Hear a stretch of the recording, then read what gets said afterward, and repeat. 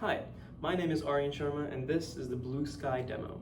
So what this demo consists of is a large tube with a bunch of water inside.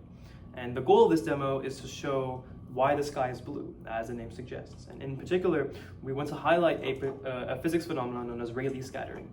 Now, what Rayleigh scattering is that when light hits air molecules in the sky, the light wants to scatter, and then that's why we see the sky is blue.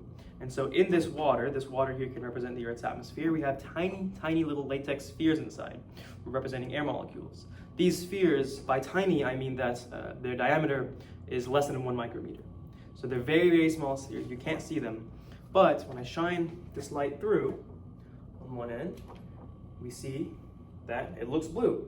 And then it sort of dies off. And just to show the effect on both sides, when I shine light through one end, again, this side looks blue. Now, why is it dying off?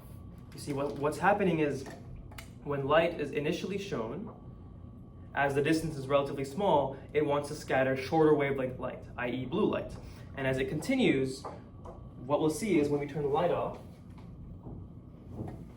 as I shine this through, the end looks a little yellow. So the longer distance the light travels, the more it wants to scatter larger and larger wavelength light, and that amounts to this being yellow.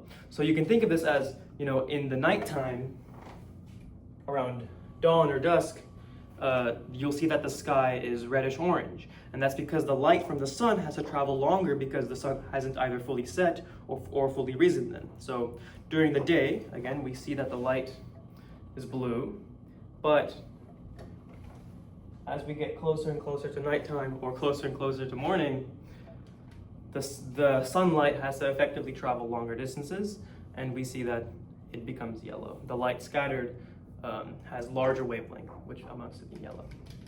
And that's the blue sky demo.